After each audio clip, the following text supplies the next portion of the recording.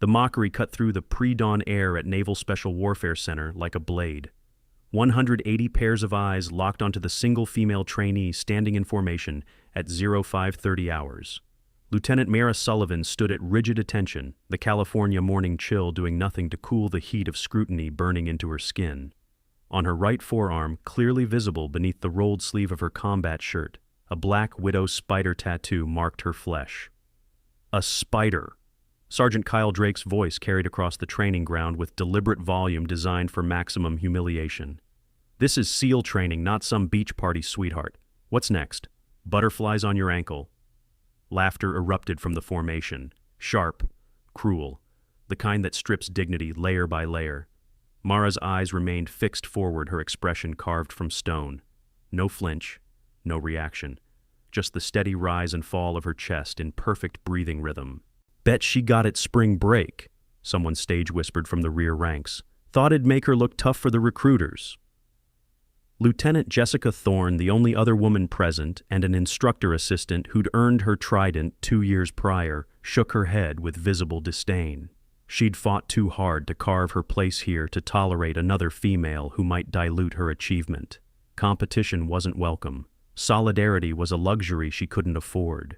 Instructor Brian Walsh approached with measured steps, his eyes narrowing as he examined the tattoo more closely. The design was intricate. Too intricate. Black ink formed geometric patterns around the spider's body, coordinates barely visible in the webbing. He straightened suspicion, flickering across his weathered features. Sullivan Walsh's voice carried authority earned through 2 decades of combat operations. That marking have some special meaning. Mara's gaze shifted to meet his. Direct, unflinching. "Yes, sir. It does." "Care to elaborate?" "No, sir." The silence that followed felt heavier than the 60-pound ruck every trainee carried. Then Drake's laughter shattered it, triggering another wave of mockery that rolled through the assembled personnel like thunder. They assumed mystery meant nothing. They thought silence indicated weakness. They saw a woman trying too hard to belong in a brotherhood built on blood and brotherhood. They had no idea that in the next 20 minutes, everything they believed about the person standing before them would shatter like glass under a hammer. Walsh held Mara's gaze for 3 more seconds, searching for cracks in her composure. Finding none, he turned away with a dismissive gesture. "Fall in for morning PT, 5-mile run. Sullivan, you're on point. Let's see if that ink can keep pace." The formation moved with practiced efficiency boots, striking pavement in synchronized rhythm as they headed toward the starting line. Mara took her position at the front, aware of Drake positioning himself directly behind her. His breath hit the back of her neck when he leaned close enough that only she could hear. "Gonna enjoy watching you break," he murmured. "They always break. Always." She said nothing. Words were ammunition best kept in reserve. The run began under a sky transitioning from black to deep purple stars fading as the Pacific horizon threatened sunrise. Mara settled into a pace that felt sustainable. Not fast, not slow, just steady. Her breathing remained controlled, her stride economical. Behind her, the pack spread out within the first mile, some pushing too hard too early, others falling back to conserve energy. By mile 2, she'd pulled ahead of 60% of the male trainees without appearing to increase effort. Her legs moved like pistons, mechanical and efficient. No wasted motion, no visible strain. Master Chief Tom Harrison, observing from a checkpoint, made a note on his clipboard. Interesting. Most candidates showed fatigue markers by this point. Sullivan looked like she was warming up. Mile 3 brought Drake up beside her, his breathing harder than hers despite his larger frame and supposed superior conditioning. He increased his pace. She matched it. He pushed harder. She stayed with him, her expression never changing, her breathing never ragged. Frustration flickered across his face before he dropped back, unable to maintain the unsustainable speed he'd chosen. She finished in the top 15%. Not first. That would draw too much attention, but strong enough to make a point without making a statement. Drake crossed the finish line 30 seconds later, sweat streaming down his face. He bent over, hands on knees, gulping air. When he straightened, his expression had shifted from confidence to something darker. "Beginner's luck," he announced to anyone listening. "Let's see how she handles the real stuff." The real stuff materialized after a 10-minute recovery period. Walsh gathered the unit at the obstacle course, a brutal configuration of walls, ropes, and barriers designed to break bodies and spirits in equal measure. Standard protocol called for completion in under 12 minutes with full combat load. Drake had other ideas. "Sullivan," he called out, voice carrying across the assembled trainees. "Since you're so eager to prove yourself, let's make it interesting. 60 pounds in your ruck instead of 30. Show us what that spider tattoo really means." Before we continue with what happens next, if this story of hidden warriors and underestimated heroes resonates with you, hit that like button right now. This channel brings you real stories of extraordinary courage hiding in plain sight, stories the mainstream media won't tell you. Subscribe and turn on notifications so you never miss these powerful tales. Drop a comment below telling us where are you watching from today. Let's build a community of people who recognize that true strength doesn't always announce itself. Mara accepted the additional weight without protest. The extra 30 pounds settled onto her shoulders like a familiar burden. She adjusted the straps with movements that suggested muscle memory rather than learning. Small detail, nobody noticed. The course began with a 12-foot wall. She hit it at speed, using momentum and technique rather than pure strength to vault over the top. The rope climb followed, 60 feet of braided hemp that burned palms and tested grip strength. Her hands moved in a pattern too smooth for someone supposedly new to this. Wrap, lock, pull, efficient, practiced. Corporal Ryan Jensen watched from the sideline with calculating eyes. He'd been assigned to monitor equipment, a mundane task that suited his real purpose. When Mara moved to the next obstacle, he stepped toward her gear bag with casual indifference, hand reaching for the water bottle.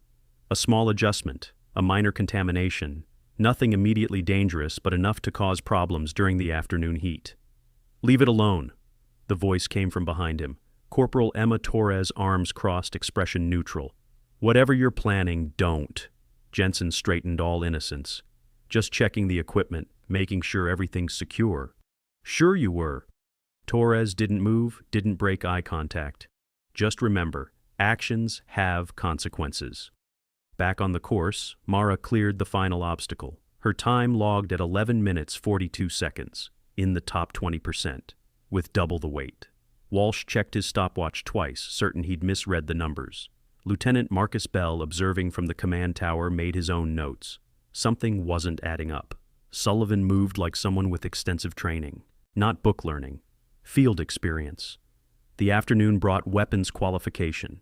The armory smelled of gun oil and possibility. Rows of M4 carbines lined the walls, each maintained to exact specifications. Walsh decided to test Sullivan's claimed weapons knowledge with something beyond the standard curriculum. Sullivan front and center. He held out an M4 magazine, removed chamber cleared. "You said you studied the manual. Field strip this weapon. You have 2 minutes." Mara took the rifle, her hands finding the familiar contours without hesitation. Press. Release. Slide. The upper receiver separated from the lower. The bolt carrier group emerged with practiced ease. Firing pin, extractor, gas rings, each component laid out in perfect order on the table before her. Walsh glanced at his stopwatch. 47 seconds. Fast. Too fast for someone working from book knowledge alone. "Now do it blindfolded." Murmurs rippled through the observing trainees. That wasn't standard protocol. That was showboating. Setting someone up for public failure. Mara accepted the blindfold without comment. Her fingers traced the disassembled components, reading them like braille. The reassembly began. Click, snap, slide. Each sound precise, each movement confident. The weapon came together as if assembling itself. She removed the blindfold. 49 seconds. Walsh's jaw tightened almost imperceptibly. Thorne's expression shifted from smug anticipation to something closer to concern. Drake looked ready to throw something. "Lucky guess," Walsh managed, though his tone lacked conviction. "Let's see you handle something you haven't memorized from a manual.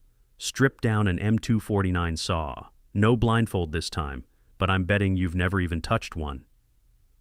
The M249 squad automatic weapon sat on the next table, significantly more complex than the M4. More components. Different operation system. Requires specialized training that standard recruits don't receive until later in their careers. Mara approached it with the same calm she'd shown all morning. Her hands moved across the weapon with familiarity that should have been impossible. Gas regulator unscrewed, barrel released, bolt assembly extracted, feed tray mechanism disengaged. 43 seconds of practiced efficiency that suggested hundreds of repetitions rather than first-time exposure.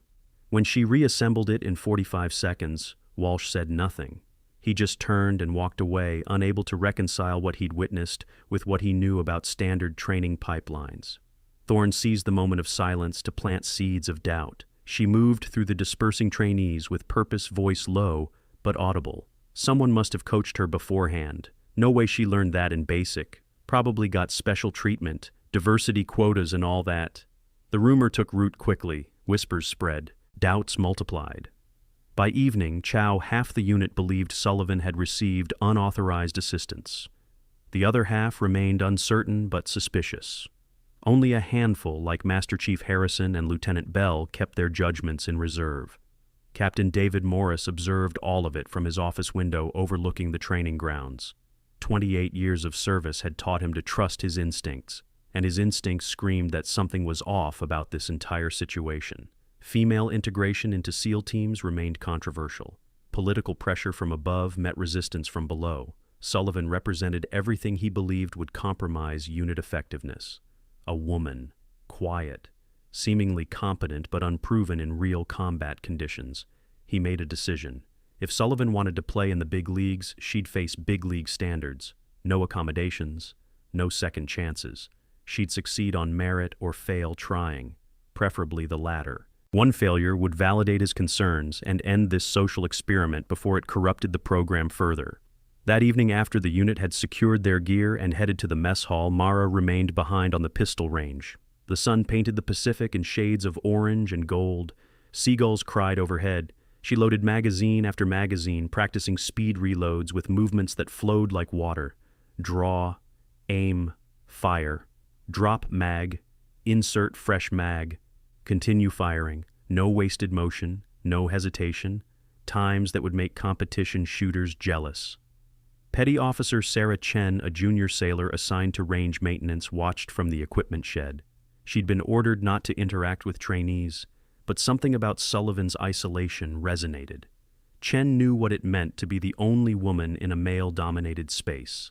The subtle exclusions, the constant testing, the weight of representing an entire gender with every action. "Permission to speak, ma'am."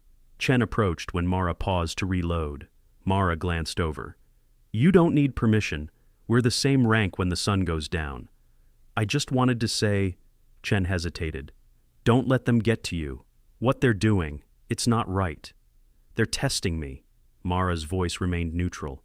"That's what this place does. It tests everyone.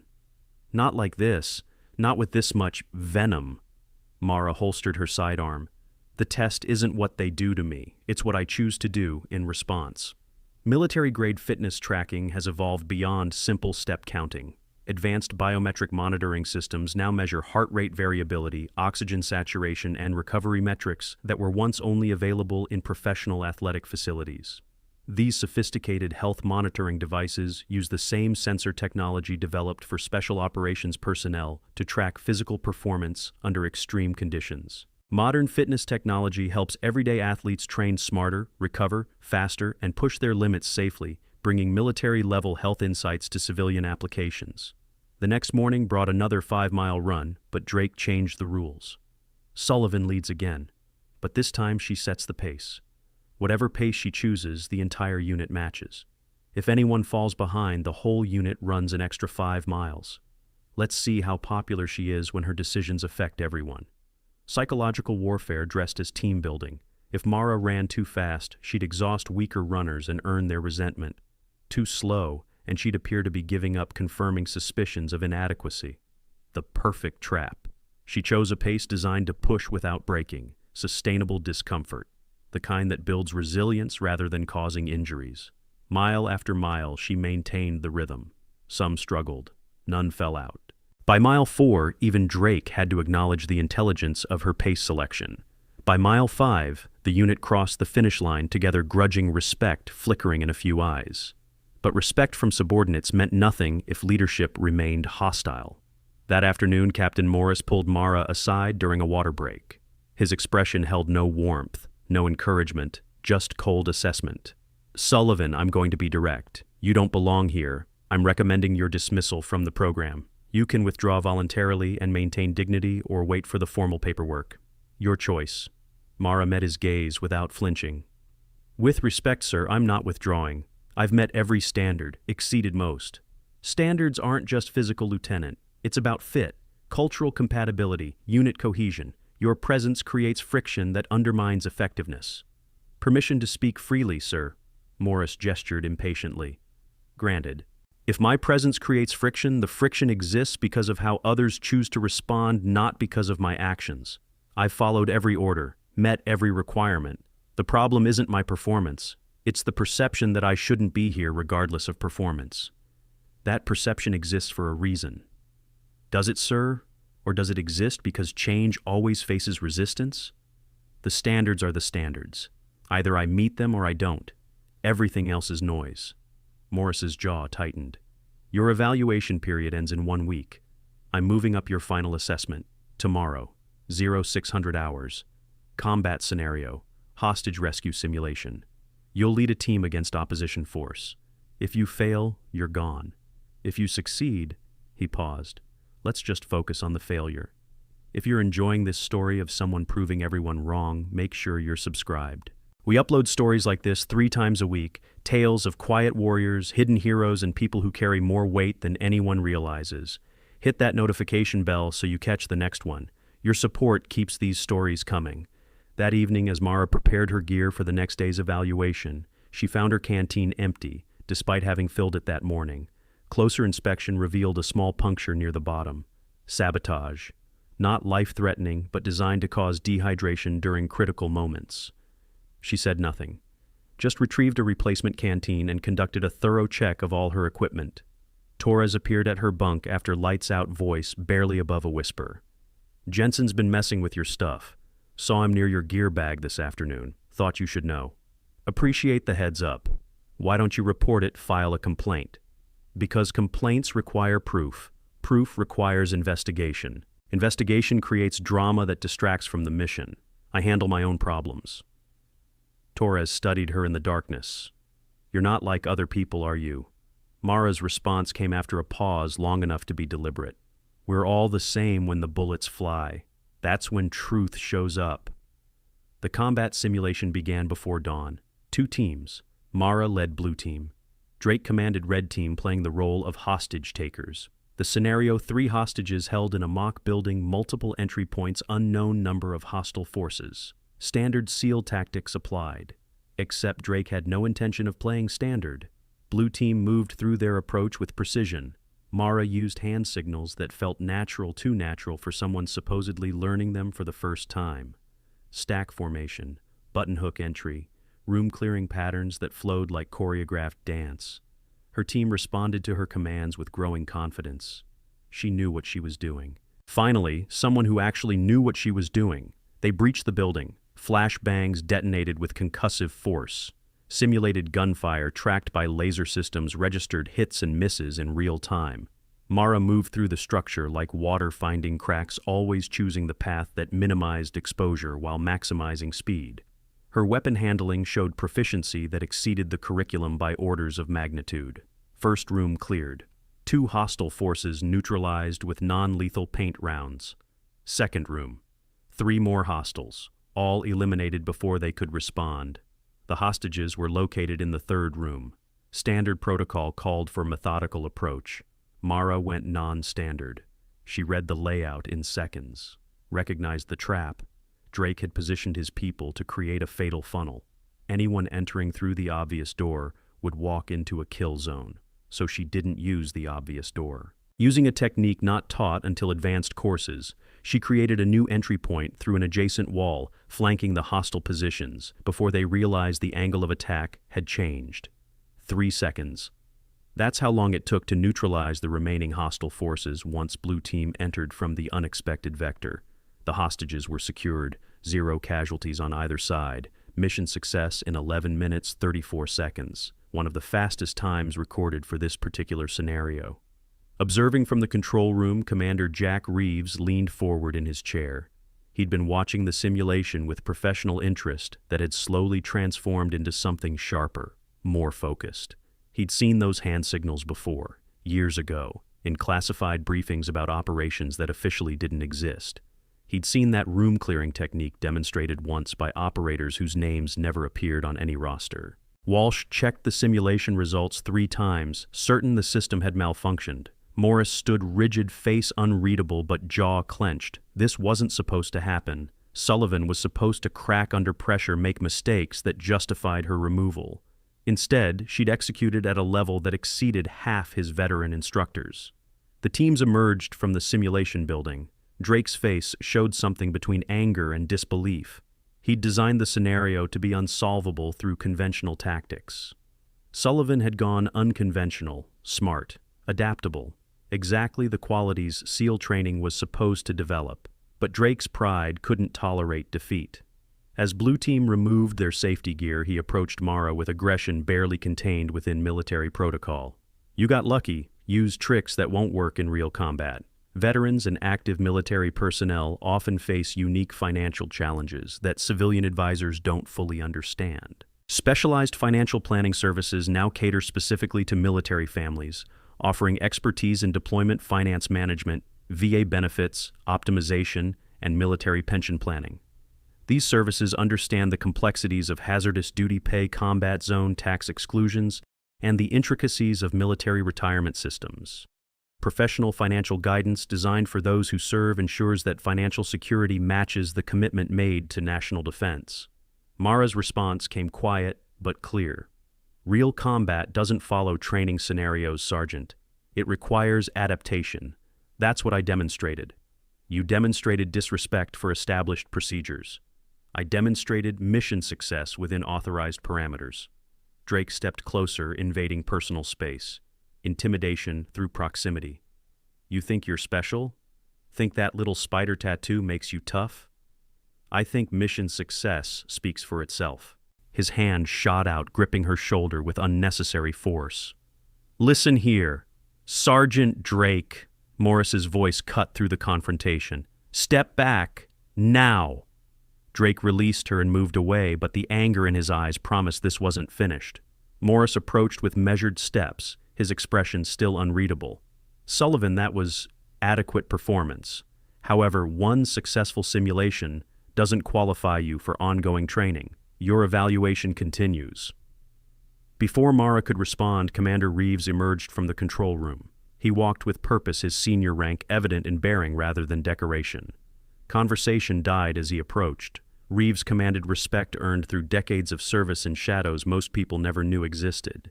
He stopped in front of Mara, studying her with intensity that felt like a physical weight. His eyes traced the visible portion of her tattoo, just the spider, just the obvious part. But his focus held something beyond casual observation. Recognition, perhaps, or suspicion. "Sullivan?" His voice carried authority that made Morris's earlier commands sound hollow. "That tattoo, where'd you get it? Don't miss what happens next. This is where everything changes.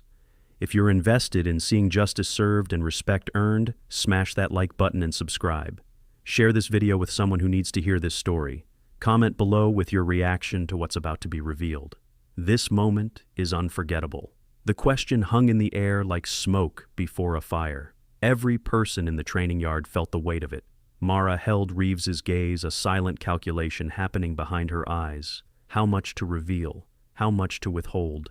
The truth was dangerous, but lies were more dangerous still. "Personal significance, sir." "I'm sure it is." Reeves didn't look away. "I'm also sure you know exactly why I'm asking." Morris interjected, confusion evident. "Commander, I don't understand the relevance." "That's because you don't know what you're looking at, Captain." Reeves's tone remained professional, but carried an edge that suggested classified knowledge. "Sullivan, I need you to come with me. We have things to discuss. Privately." The tension ratcheted higher. Drake looked ready to protest. Thorne's expression showed calculation. Walsh appeared troubled. Morris struggled between defending his authority and deferring to superior rank. In the end, rank won. It always did. "Sir Lieutenant Sullivan is currently under evaluation for program dismissal. Any discussion should include me deciding what's appropriate, Captain. You're dismissed, all of you." Reeves gestured toward the training yard. Continue with scheduled activities. Sullivan, follow me. They walked in silence toward the command building, leaving behind a training yard filled with whispers and speculation. Inside, Reeves's temporary office door closed and windows shaded. The atmosphere shifted from formal to something more complex. He gestured to a chair. Mara remained standing. Sit, Lieutenant. This isn't an interrogation. She sat, posture military, perfect, hands resting calmly on her knees, waiting. Reeves circled to his side of the desk, but didn't sit. Instead, he opened a drawer and withdrew a small metal case. From it, he produced something that made Mara's composure crack for the first time since arriving at training. A challenge coin. Not just any coin. One marked with a design that matched her tattoo. A black widow spider with 7 small stars beneath it. Shadow Unit 7, Reeves said quietly. I received this coin 12 years ago from a man who saved my team in a valley that doesn't appear on any map. He wore that same marking. Told me only 7 people in the world had earned it. All reported killed in action during a classified operation that officially never happened. He set the coin on the desk between them. So either you stole that tattoo from someone with very specific knowledge, or you're one of those 7. And since tattoo theft would require detailed understanding of operation that killed everyone involved, I'm betting on the latter. Which means you shouldn't exist. Which means someone made you disappear for a reason. Which means your presence here isn't random. Mara's hand moved slowly to the coin fingers, tracing its familiar contours. When she spoke, her voice carried weight that hadn't been there before. Authority that had been carefully concealed beneath layers of manufactured humility. Everything you just said is classified beyond your current clearance level, Commander. The fact that you have that coin suggests you've earned glimpses into operations most people never hear about. But glimpses aren't the full picture. Then give me the full picture. I can't. Not without authorization that requires channels I don't have access to from inside this training program. Reeves leaned forward, hands flat on the desk. Why are you here, Sullivan? Really here? Because I've been watching you. Everyone's been watching you. You move like someone with extensive training trying hard to appear moderately competent. You handle weapons like a career operator pretending to be a trainee. You make tactical decisions that come from experience, not textbooks. So I'll ask again, why are you here? The moment stretched. Outside, the training yard continued its rhythm. Inside, 2 people who understood classified operations better than most negotiated the boundaries of need to know. Finally, Mara responded. I'm testing the system, sir. Specifically testing whether female integration into SEAL training can succeed based purely on merit, or whether institutional bias creates insurmountable barriers regardless of capability. My presence is an evaluation tool. The program doesn't know it's being evaluated. And your real rank? Your real assignment? Still classified, but higher than lieutenant? She didn't confirm or deny. Silence served as answer enough. Reeves straightened, processing implications. Morris has been trying to fail you out since day 1. Yes, sir. Drake's been actively sabotaging you. Yes, sir. And you've been letting it happen. The test only works if the system operates naturally. Interference would corrupt the data. Data? Reeves shook his head. You're talking about your career like it's an experiment. It is an experiment, sir. One that matters for every woman who comes after me. If I fail, they'll say it proves women can't handle SEAL training. If I succeed with revealed advantages, they'll say it proves nothing because I had special treatment. I have to succeed while appearing ordinary. That's the only way the data has value. Except you're not ordinary. You're Shadow Unit 7. That marking doesn't go to ordinary operators. Which is why it stays covered. Why my real record stays buried. Why I maintain the fiction of being a standard trainee who happens to be female. She met his eyes directly. I need you to maintain that fiction too, Commander. No special treatment. No revealed protection. Let the evaluation continue as designed. Before Reeves could respond, urgent knocking interrupted. The door opened to reveal Lieutenant Commander Rachel Kim, intelligence officer with authorization to interrupt anyone short of admirals. Her expression carried news that couldn't wait. Commander Reeves, I need immediate access to Lieutenant Sullivan's complete service record, including classified sections. There's been a security inquiry triggered by her performance metrics, multiple red flags in the system suggesting possible foreign intelligence infiltration or identity theft. I need verification of her actual clearance levels before this escalates further." Mara and Reeves exchanged a look. The situation had just become significantly more complicated. The very thing they'd hoped to avoid official scrutiny that would expose the real evaluation was happening ahead of schedule. Someone had noticed the discrepancies. Someone with enough authority to demand answers. The test was about to end whether they wanted it to or not. Kim's demand hung in the air like an undetonated explosive.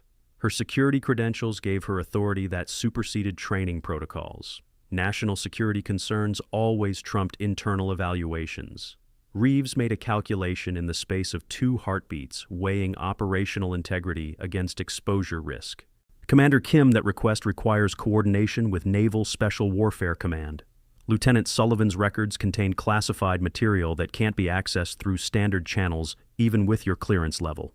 He spoke with careful precision, buying time without lying.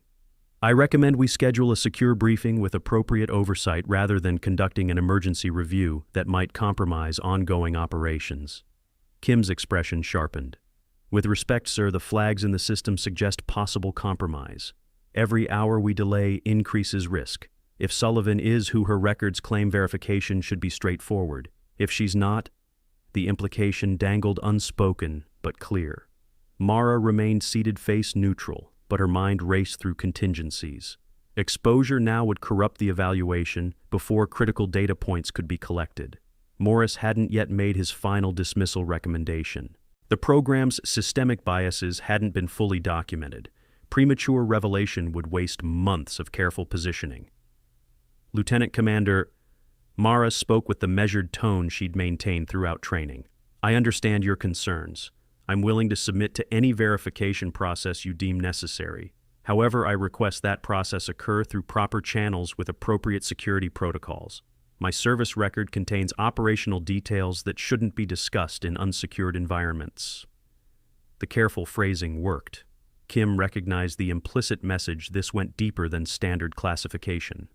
Whatever Sullivan's actual status, it involved operations that required compartmentalized handling. Pushing too hard too fast might trigger responses from entities Kim didn't want scrutiny from. "Very well, I'll coordinate through SOCOM channels. But Lieutenant Sullivan, you're restricted to base pending verification. No training activities, no interactions with the current class. Consider yourself in administrative hold." Kim's tone brooked no argument.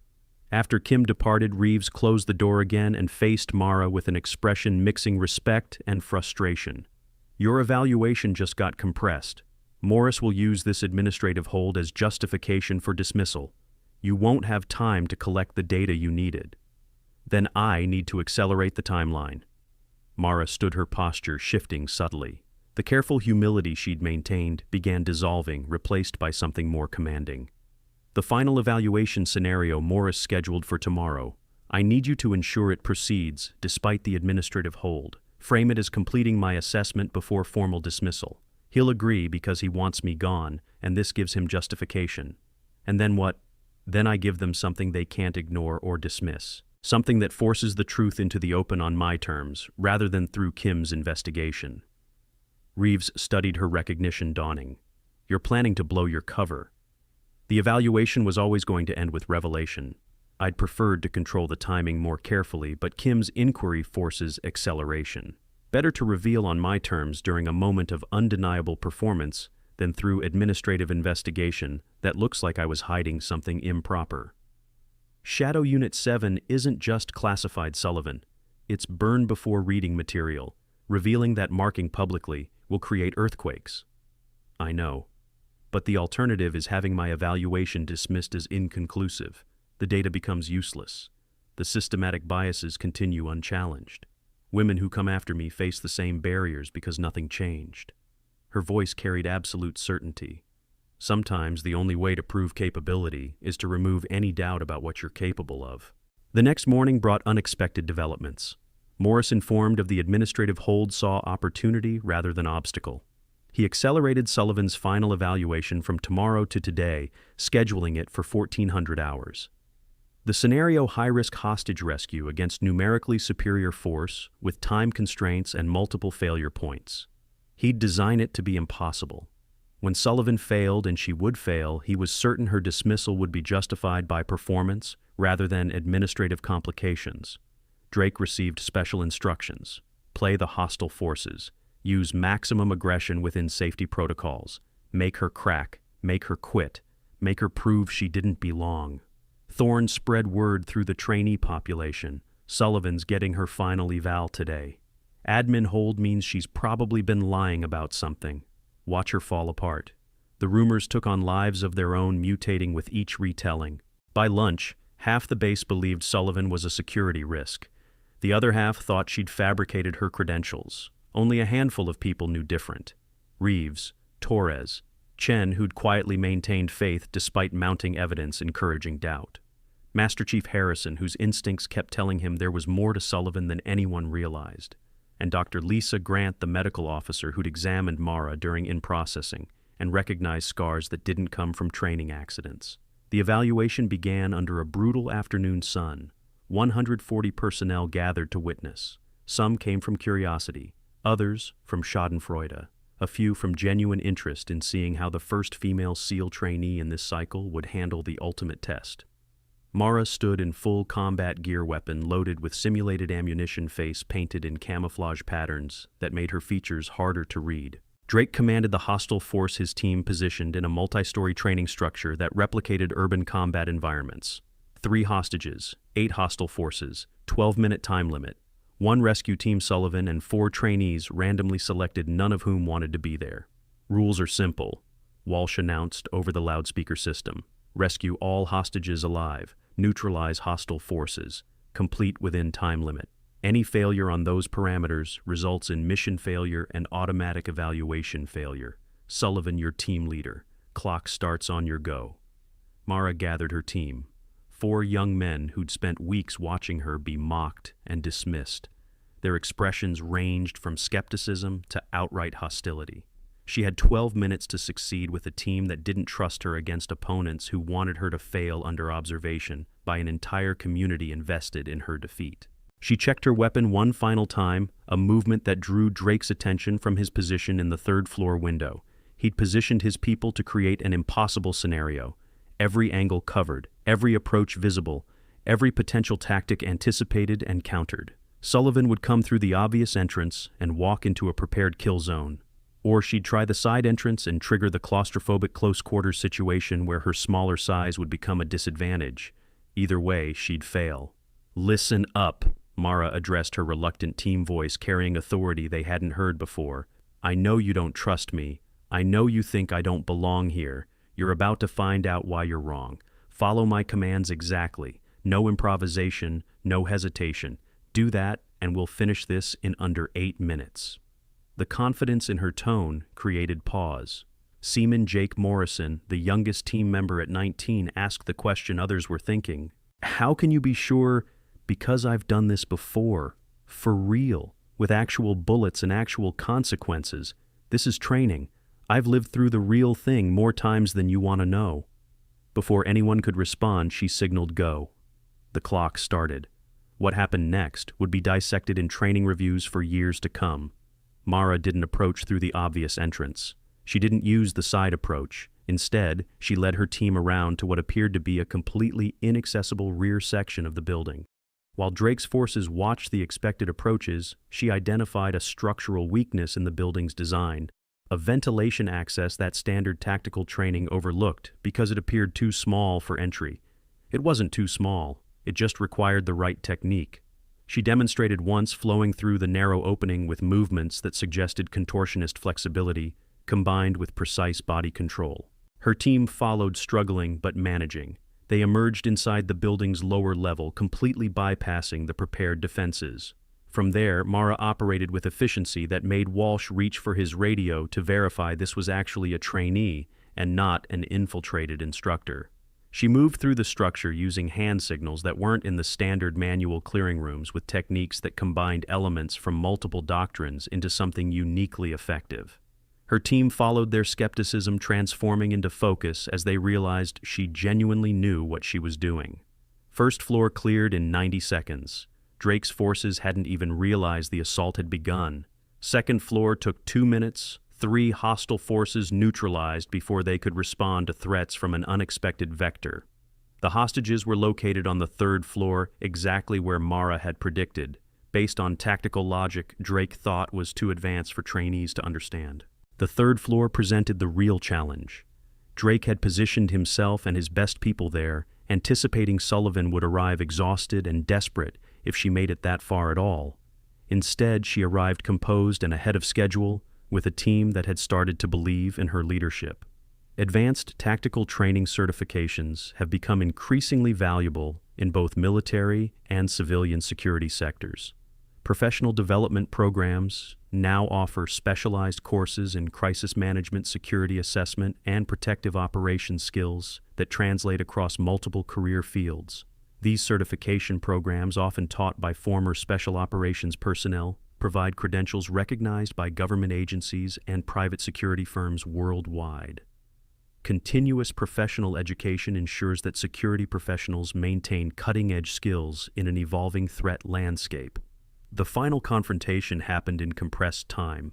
Drake saw Sullivan enter, through yet another unexpected angle, and made his move. Not the simulated combat the scenario called for, but actual physical aggression that crossed from training into personal vendetta. He charged, intending to use size and strength to overwhelm her, to prove once and for all that women couldn't handle physical confrontation with male combatants. Mara's response was pure reflex, no thought, just action born from countless repetitions in situations far more dangerous than this. She sidestepped, redirected his momentum, used his own force against him. Drake hit the floor hard, the impact driving air from his lungs. Before he could recover, she'd transitioned to a control position that neutralized his size advantage through leverage rather than strength. "Mission protocol, Sergeant," she said quietly, maintaining the hold. "You're neutralized. Stay down." Drake's pride couldn't accept it. He surged upward, grabbing for her tactical vest fingers, catching the fabric. The material stressed by the day's activities and this sudden violence gave way. The sound of tearing cloth cut through the observation silence. The vest ripped open. The shirt beneath tore, and there, exposed to afternoon sunlight and 140 pairs of eyes, Mara's complete tattoo became visible. Not just the Black Widow spider they'd mocked, the full design.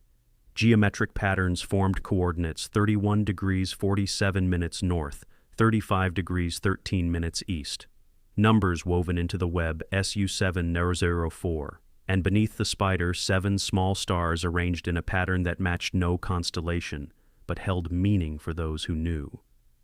The training yard went silent, absolutely silent. Even the wind seemed to pause. Commander Reeves, watching from the observation tower, stood so abruptly his chair fell backward. His hand moved to his chest, where beneath his uniform shirt an identical marking burned with remembered significance. If this story moved you, there's more where this came from.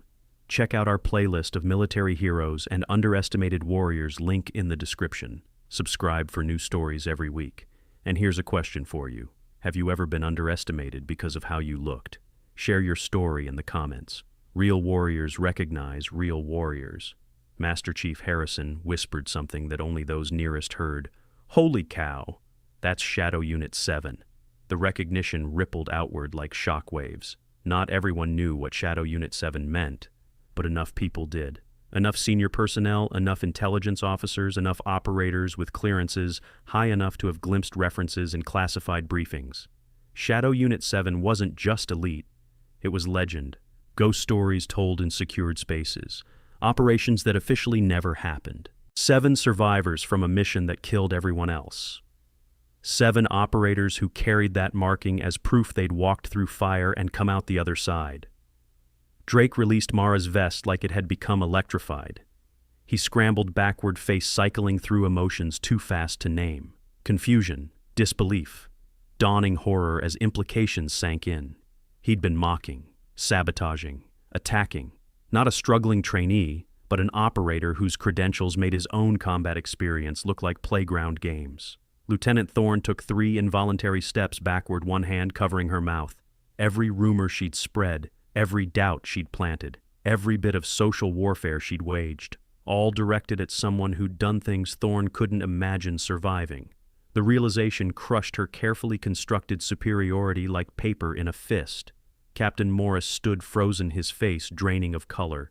He'd been attempting to dismiss, had written evaluations recommending removal, had designed impossible scenarios meant to break someone who'd already been broken and rebuilt in ways that made SEAL training look gentle. Instructor Walsh removed his sunglasses with trembling hands, squinting at the tattoo as if proximity might make it less real. Those coordinates. He knew those coordinates. Everyone with Middle Eastern deployment experience knew those coordinates.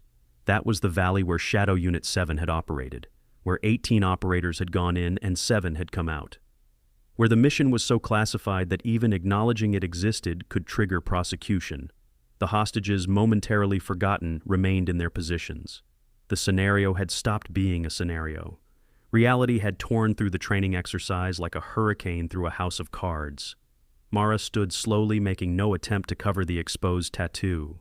Her team, Morris and Chen, who'd somehow ended up in the random selection, and 2 others stared with expressions mixing awe and fear. Morrison actually took a knee, unsure what protocol applied when you discovered your team leader was essentially military royalty. Commander Reeves descended from the observation tower with measured steps, his bearing shifting to match the moment's gravity. When he reached the training floor, he came to attention before Mara. His salute was parade ground perfect. The kind of salute reserved for Medal of Honor recipients and 4-star generals. The kind that acknowledged not just rank but sacrifice that transcended normal military service. Lieutenant Commander Sullivan. Reeves's voice carried across the silent yard, making her real rank official for the first time. Shadow Unit 7, Operation Damascus Gate, March 2009. I was Lieutenant Junior Grade Reeves helicopter pilot who extracted your unit. You saved my aircraft and crew when we took ground fire on approach. Stayed behind to provide covering fire while we got airborne. I've carried your coin for 12 years, not knowing if you'd survived. Mara returned the salute with equal precision. When she spoke, her voice held authority that had been carefully hidden beneath layers of manufactured deference. Commander Reeves, good to see you made it to where you deserve to go. Your flying that night saved lives that mattered. Your intel is what made the mission possible. The 7 who survived. He stopped emotion breaking through professional control. We lost 11 good operators that night, but 7 survived because you cracked their communications network and found the extraction route. 7 families got their people back because of you. The crowd pressed closer, drawn by the unfolding revelation like witnesses to a historic moment. Thorne found her voice, though it emerged smaller than before. That operation, it was in the briefing archives, classified above top secret. They said everyone involved was either KIA or permanently reassigned to classified status. They said Shadow Unit 7 was disbanded. It was, Mara confirmed. Official records show all members killed in action.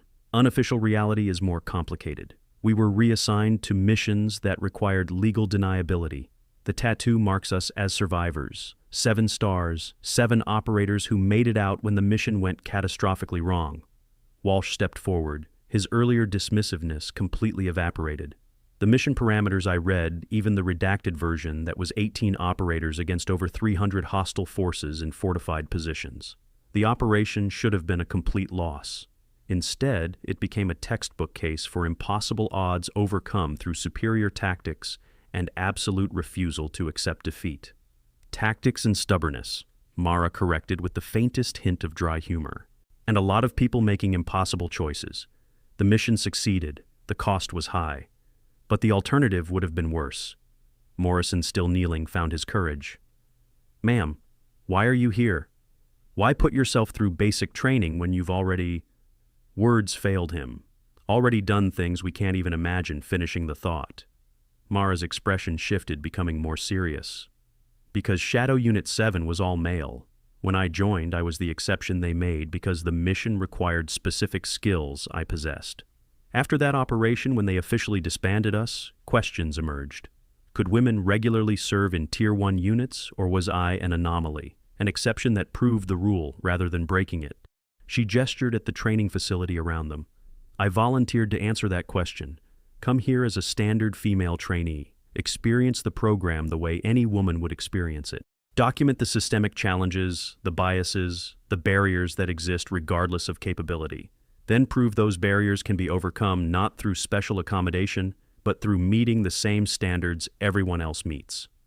Morris finally found his voice, though it emerged rough with shame. You let me try to fail you out. Let Drake sabotage you. Let Thorne undermine you. You could have revealed your credentials at any time and stopped it all. Stopping it would have corrupted the data. I needed to experience the full range of challenges a female operator would face. The physical tests weren't the problem. I expected those.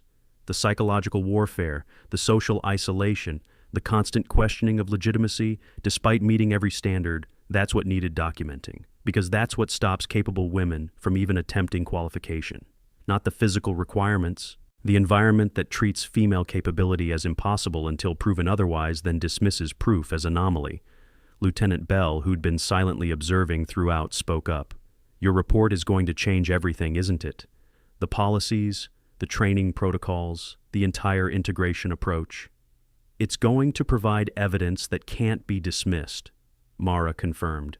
When my evaluation shows that a female operator with proven Tier 1 credentials still faced systematic attempts at removal despite meeting every standard, it demonstrates that the problem isn't female capability, it's institutional resistance to accepting that capability. The immediate area had grown crowded as word spread. Personnel from across the base converged, drawn by rumors of something extraordinary happening at the training yard. Lieutenant Commander Kim pushed through the crowd, tablet in hand, expression mixing vindication and chagrin. I just received confirmation from SOCOM. Lieutenant Commander Sullivan's security clearance is valid and current. Her assignment here was authorized at levels that required my inquiry to be routed through channels I've never accessed before. The flags in the system were intentional, designed to trigger investigation that would be redirected to appropriate oversight. She looked at Mara directly. I apologize for the administrative hold. I was doing my job, but apparently your job operates at altitudes mine doesn't reach. No apology necessary, Commander. Your job is to catch anomalies. I was deliberately anomalous. You performed exactly as you should have. The crowd murmured with growing energy. Phones emerged, despite regulations against recording in training areas. This moment was too significant to remain undocumented. Images of Mara's tattoo would circulate through military networks within hours, generating questions and speculation that would ripple across the entire special operations community. Reeves raised his voice to address the assembled personnel.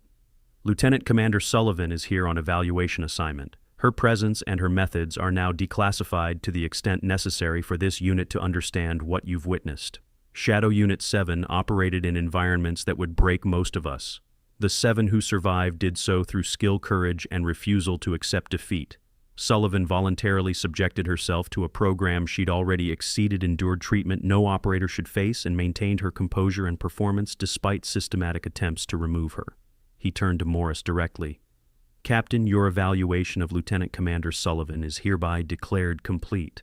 I'm assuming oversight of her final assessment. Do you have objections? Morris' straightened face, still pale but bearing restored. No, sir, I have no objections. He struggled with words.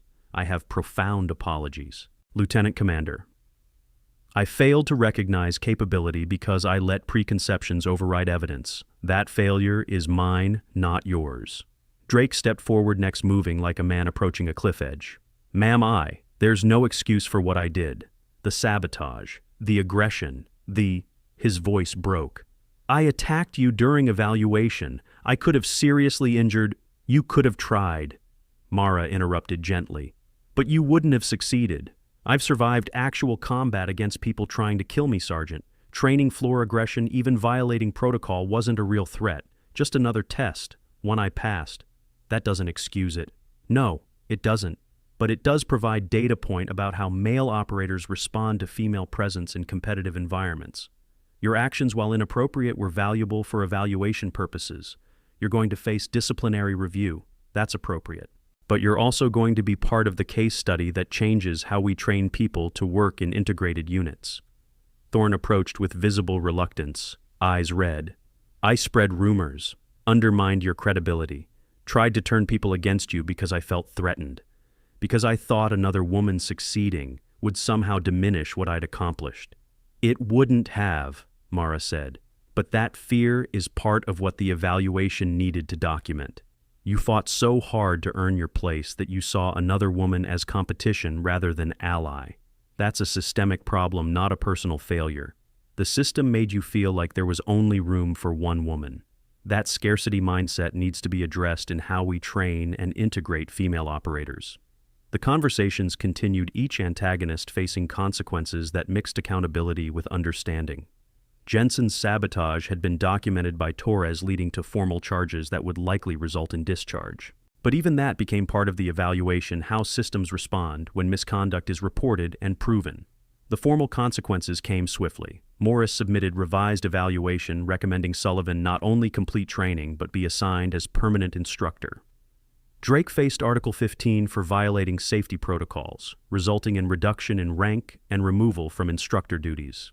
Thorne received formal counseling and was reassigned to different unit where she'd work on integration protocols from a different angle. Walsh, who'd been complicit through inaction, more than action, received development plan addressing unconscious bias recognition. But the institutional consequences went deeper. Within 48 hours, Naval Special Warfare Command issued directive requiring comprehensive review of all training protocols through integration lens. Mara's report, still being finalized, was already shaping policy discussions at highest levels. Questions that had been considered settled: whether women could serve in Tier 1 units, whether integration created cohesion problems, whether standards needed adjustment, all reopened with new evidence that challenged previous assumptions. Chen approached Mara 3 days after the revelation, during a moment when the chaos had settled enough for private conversation. "Ma'am, I wanted to thank you for what you did, for how you did it. I was considering dropping out of my advancement program because I didn't think I could handle the environment. Watching you endure and overcome everything they threw at you, it changed my mind. If you can handle what you handled, I can handle my challenges. Your challenges are just as valid as mine were," Mara responded. "Different scale perhaps, but the core issue is the same: proving capability in an environment that assumes you're incapable until proven otherwise. That burden shouldn't exist.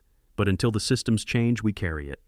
And we prove them wrong, repeatedly, until the proof becomes undeniable."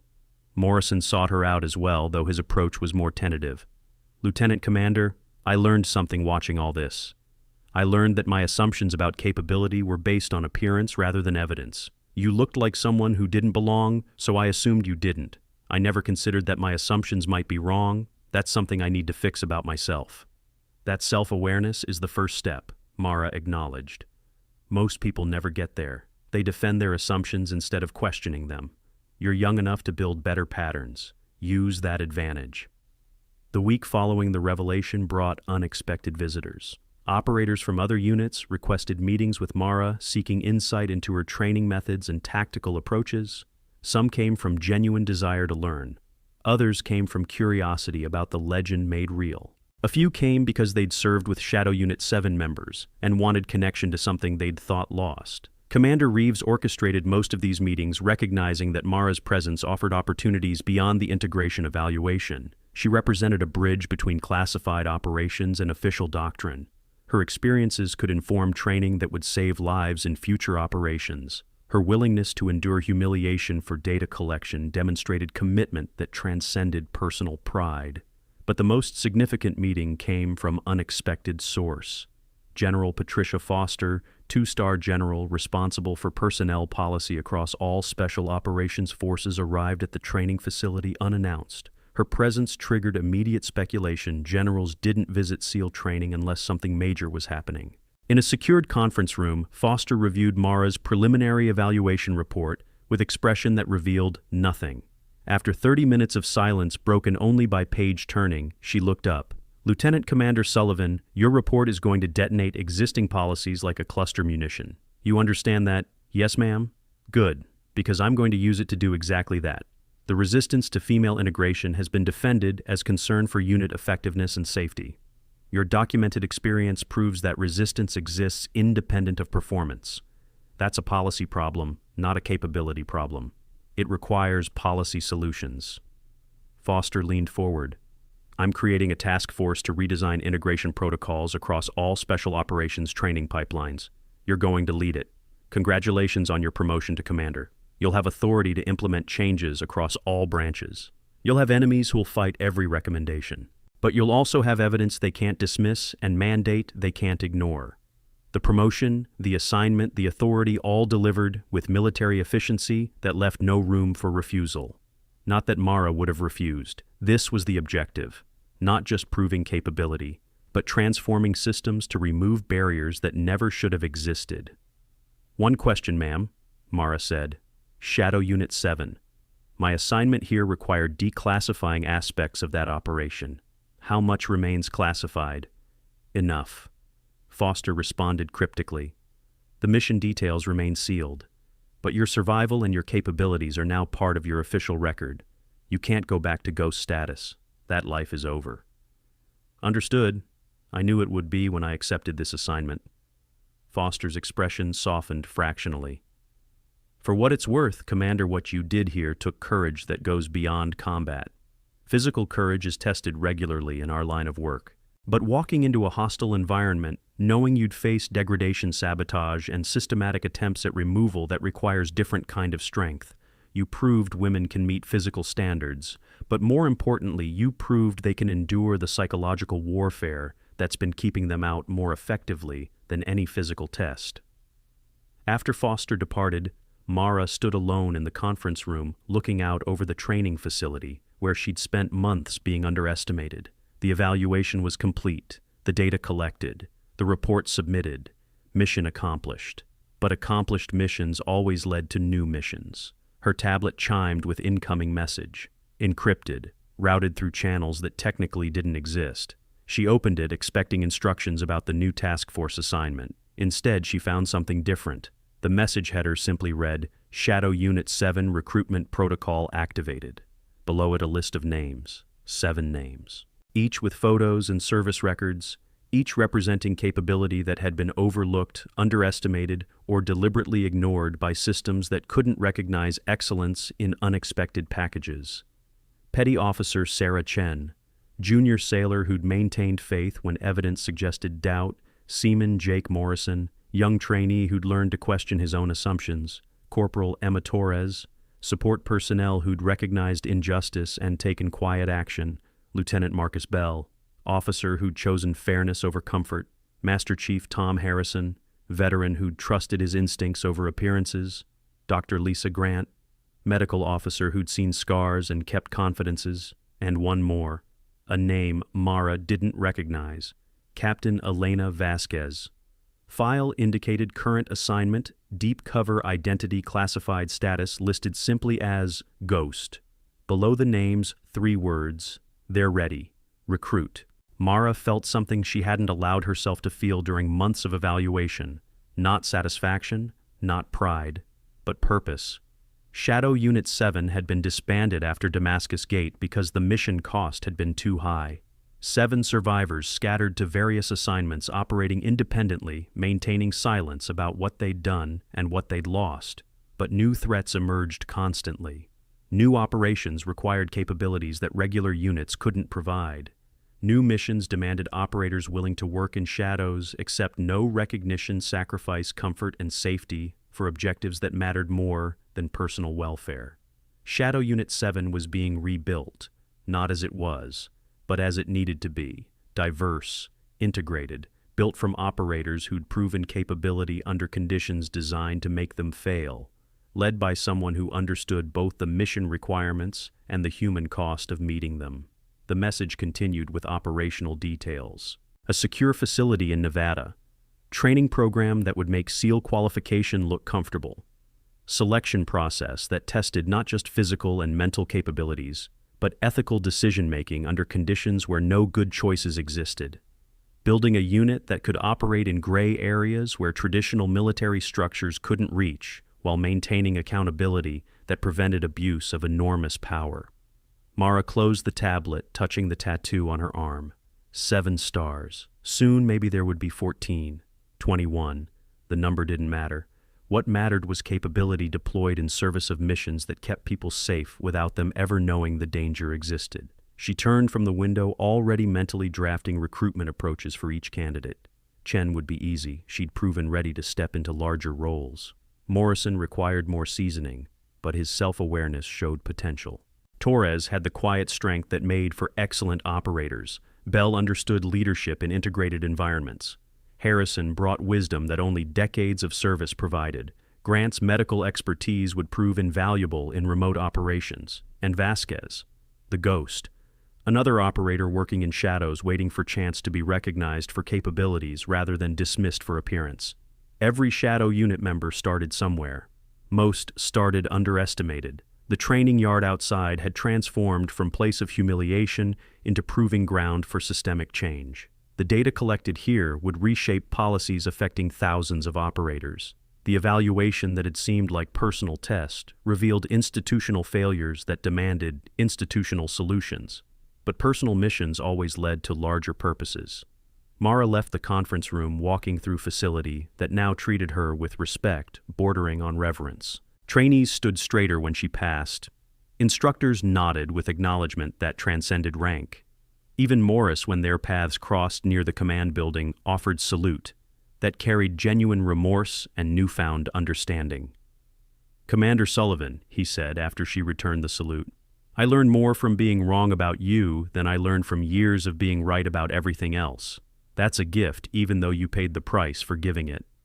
"We all pay prices, Captain. The question is whether the payment achieves something worth the cost. Did yours?" She considered the question seriously.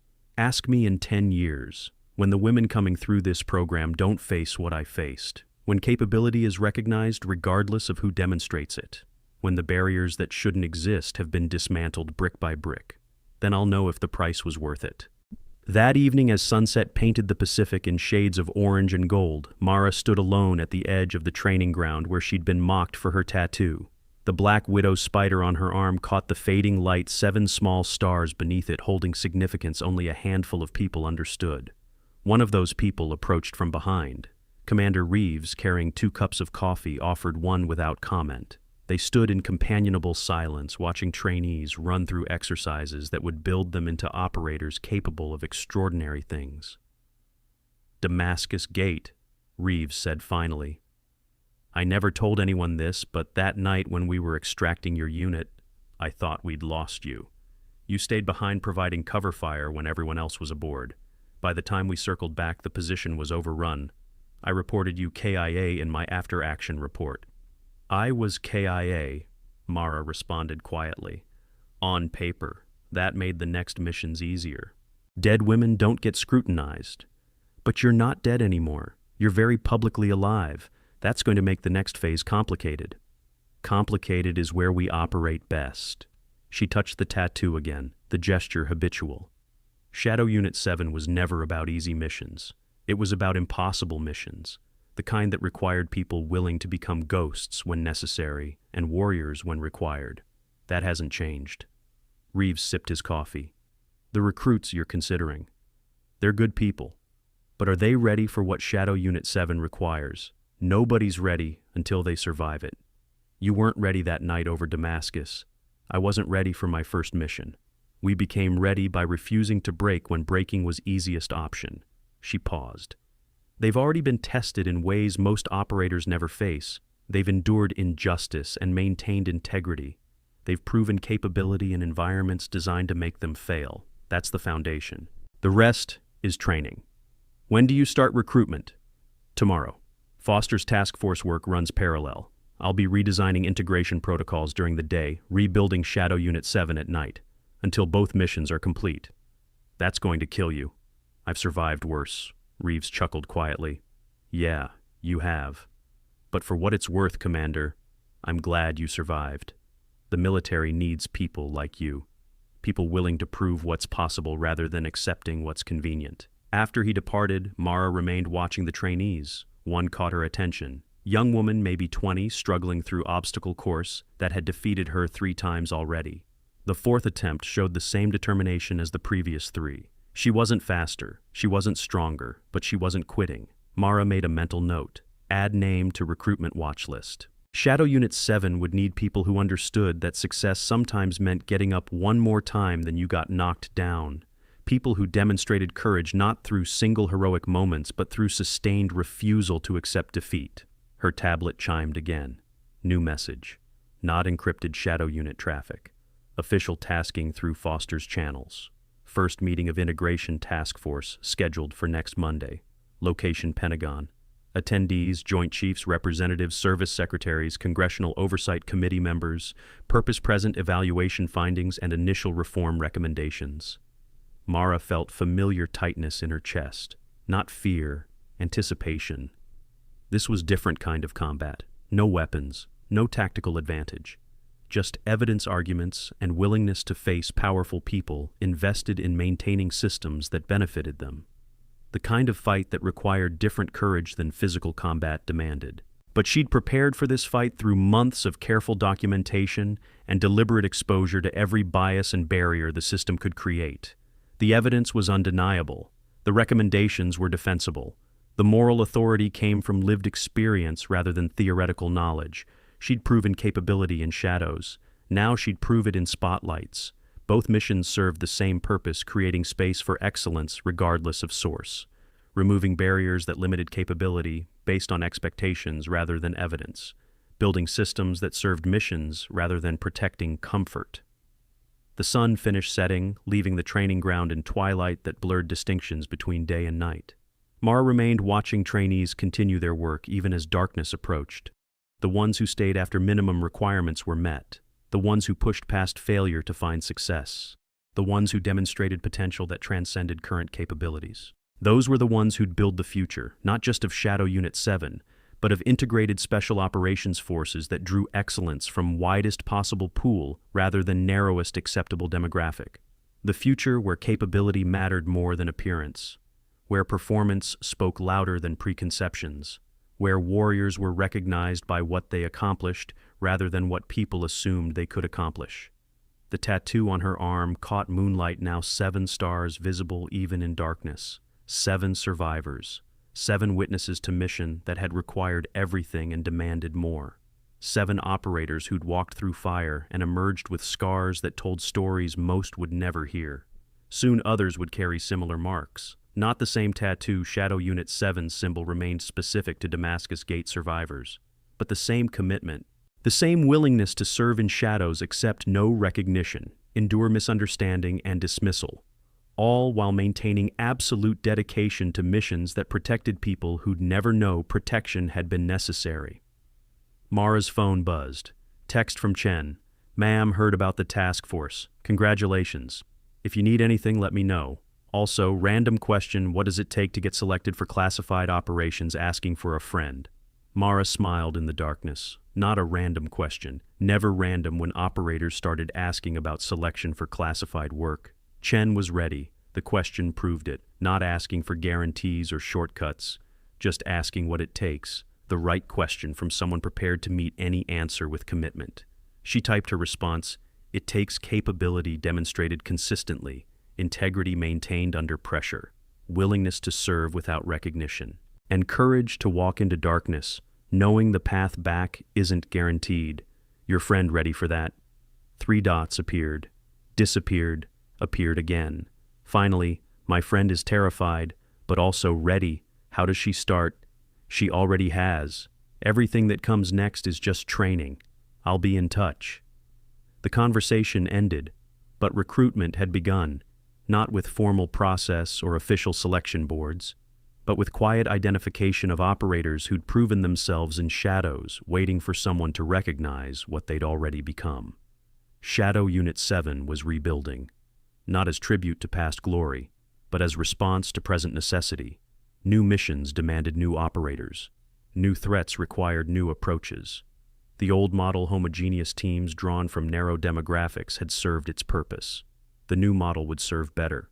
Diverse capabilities, multiple perspectives, excellence drawn from anywhere it could be found rather than only where tradition looked. Mara walked back toward her temporary quarters path lit by stars and distant facility lights. Tomorrow would bring new challenges, task force work, policy battles, resistance from people invested in maintaining systems that benefited them. But she'd faced resistance before. Overcome it through evidence and persistence and refusal to accept defeat as permanent condition. The evaluation that had started with mockery had ended with revelation. The mockery had served its purpose, documenting barriers that needed removal. The revelation had served its purpose, proving those barriers could be overcome. Now came harder work, translating evidence into policy, converting proof into practice, building systems that worked as they should have worked all along. But for tonight, this moment, Mara allowed herself satisfaction. She'd completed the mission, survived the test, proven the point. 7 stars on her arm represented 7 survivors. Soon more operators would carry their own marks. Different symbols, same commitment. The tradition continued, the mission evolved, the work remained. Real warriors don't advertise, they just show up when needed, in shadows or spotlights, in uniforms or civilian clothes, with recognition or without. The mission always matters more than the acknowledgement. The service transcends the ceremony. The sacrifice speaks louder than the salute. Mara touched her tattoo one final time before entering her quarters. 7 stars, 7 survivors, infinite missions still ahead. The story of Shadow Unit 7 hadn't ended at Damascus Gate. It had merely paused, waiting for the right moment to continue. That moment had arrived. The next chapter was beginning. And this time the shadows would be populated by warriors who'd proven themselves not despite doubts, but through overcoming them.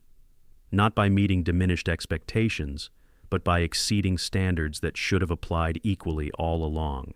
Not through special accommodation, but through demonstrated excellence that couldn't be dismissed, denied, or ignored.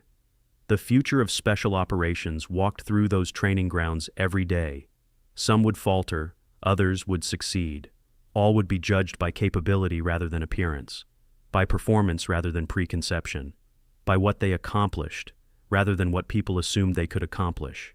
That was the legacy worth building. That was the mission worth completing. That was the future worth fighting for. And Mara Sullivan, once ghost, once dead on paper, now commander and architect of change, would ensure that future became reality. One policy at a time, one recruit at a time, one mission at a time, until the shadows were filled with warriors who deserved to be there, and the light recognized them all.